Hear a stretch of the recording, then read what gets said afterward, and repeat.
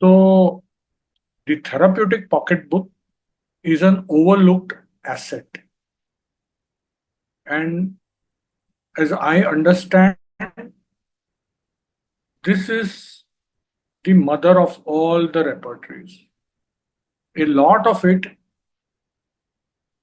has uh, been overlooked for the following reasons that I thought the current belief system, the current views and ideas that we have about this repertory is very restrictive. One, that it has only 126 remedies and very few rubrics, so how can I use it in my daily practice? It overgeneralizes, and hence the results are also erroneous. And this specifically comes from Kant's criticism about Boenninghausen's generalization. We will get to see during the course of session as where did Kant himself overlook this particular asset of this repertory. One cannot prescribe small remedies from this is a viewpoint. It will always be the polycrests, and also the mental symptoms are too few to be useful. So these are the four beliefs and ideas that we have inherited from maybe our forefathers in the system or even some of our contemporary seniors too. So these points that I'm going to stress forth in learning is the importance of generalization. And even before the importance of generalization, what exactly is generalization? This idea needs to be quite clearly to be understood. The use of therapeutic pocketbook in psychiatric illnesses, small remedies and therapeutic pocketbook, and the polarity analysis to which you already are familiar, and we take a deeper dive into this very, very interesting and a very, very fascinating tool because I use this in and out, and there is not a single day in my practice where I do not use and open the therapeutic pocketbook and use the polarity analysis developed by Dr. Heine Fry. So, just a very small nutshell introduction that to Boenninghausen's philosophy, because no repertory can be learned without its philosophy. What we have learned in our college days is Boenninghausen's hexameter. What we know, what we do every day, the LSMC format of case recording comes from this. The L stands for the location. As you can see on the right hand side of your screen, you will find ubi or where, which Boenninghausen refers to the seat of disease. The sensations and the complaints talk about what is the problem. There you can see above where you will see quid, which is the nature and the peculiarities of the disease. What is this disease? Then comes the modalities. Within the modalities section, Boenninghausen, or we have actually made it convenient for ourselves, is we put how, which is the mode in which the complaints get better or worse.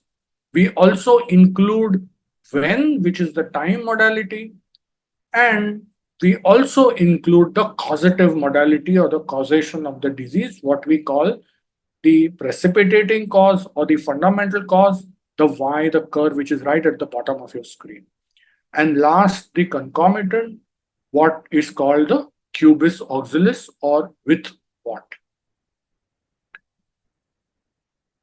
The important aphorism that needs to be understood very clearly is that aphorism number 6 of the Organon of Medicine, where Hahnemann gives very clear guidelines as to what constitutes the portrait of the disease or the totality of the disease. And in aphorism number 6, Hahnemann critically talks about and very categorically mentions about that the physician records nothing but the deviation from the former healthy state to the now disease state, as expressed by the patient, as experienced by the patient, as observed by the relatives, as reported by the relatives, and as observed by the physician himself. All these signs and symptoms, which are perceivable, constitute what is called as a portrait of the disease. The note to be made here is the deviation from the former healthy state. And if you look through case records of Boenninghausen and Hahnemann and all the our forefather homeopaths, we find this deviation is very simple. What is homeostasis is health, and lack of homeostasis becomes the deviated state.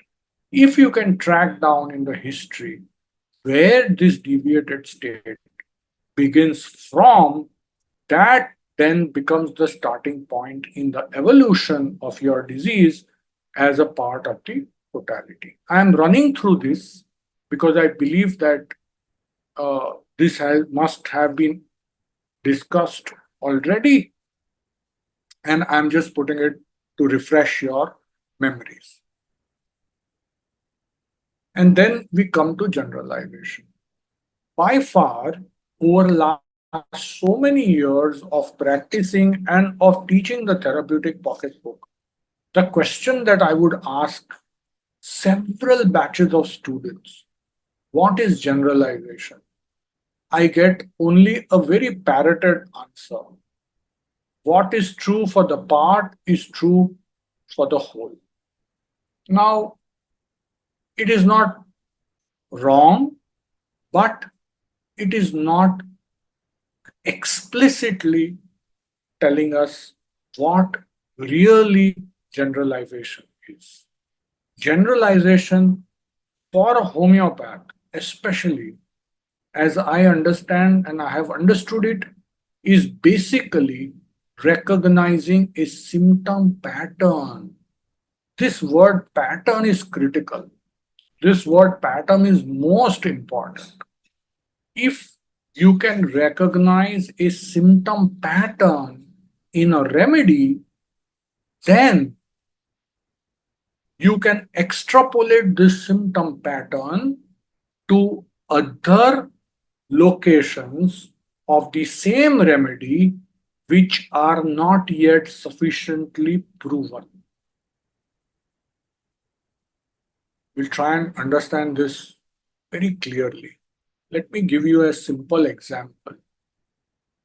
We all know that in belladonna, we have redness, we have heat, and it is a very chilly remedy, aggravation in the with cold and all forms of cold, and the sudden onset of symptoms. So, if we look at the proving of belladonna, we will find in the head, in the eyes, in the face, in the chest, in the upper limb, in the respiratory system, we will find the same symptom pattern repeating itself. So, for example, if under belladonna, we do not have enough symptoms in the extremities, for example, lower extremities, then it would be reasonably safe to say that if in several locations belladonna has produced sudden heat, sudden congestion, sudden redness, and extreme chilliness in spite of the heat, then this will produce the same symptom. It will repeat in the extremities. This is extrapolating this symptom pattern.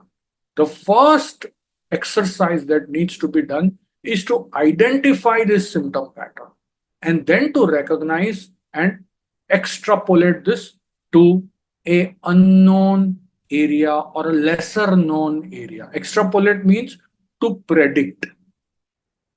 So having understood this idea of generalization, and let me tell you that generalization is not limited to homeopathy. There can be no science in this world which does not generalize things. This does not generalize its finding. For example, let me give you a simple example. If your normal hemoglobin is defined as 14 grams per cent, how does this happen? How do you come to what is normal hemoglobin?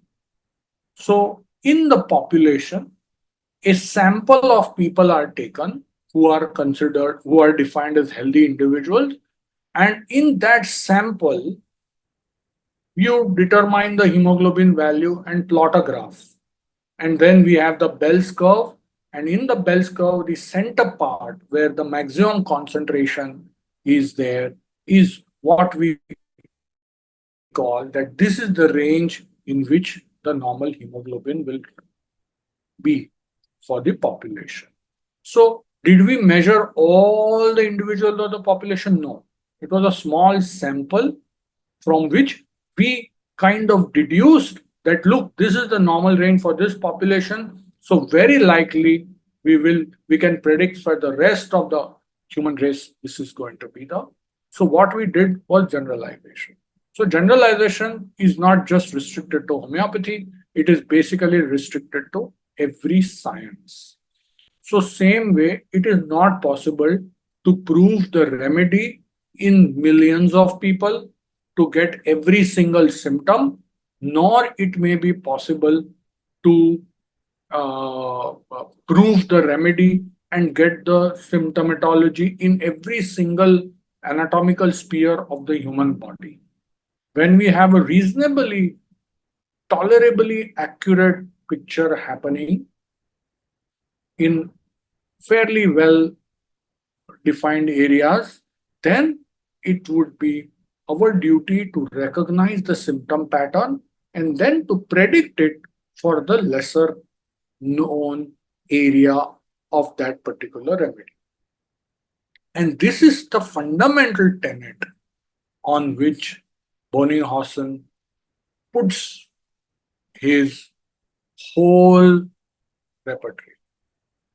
And we will see in the cases. With the online course starting from December, where me along with my colleagues across the world, including my teachers, Dr. Sarkar, Dr. Gajanan, Dr. Borkar, other colleagues in UK, in Croatia, will be joining to teach a 30-hour online course only on weekends with 25 lectures, with an access for 2 years for you to watch the videos again and again, with a WhatsApp group where you all will be joining and trying to solve cases every week, also kind of training there. And this course will be starting in December. There is a special close to 25% discount for all you people for the early bird. So the seats have already started to kind of register. We have the last few seats. I want all of you to be a part of this, and I want to study with all of you together. So you have all the details, gaurang@gmail.com, and all the contact numbers. I look forward to have you with me. Thank you, bonjour, and merci beaucoup.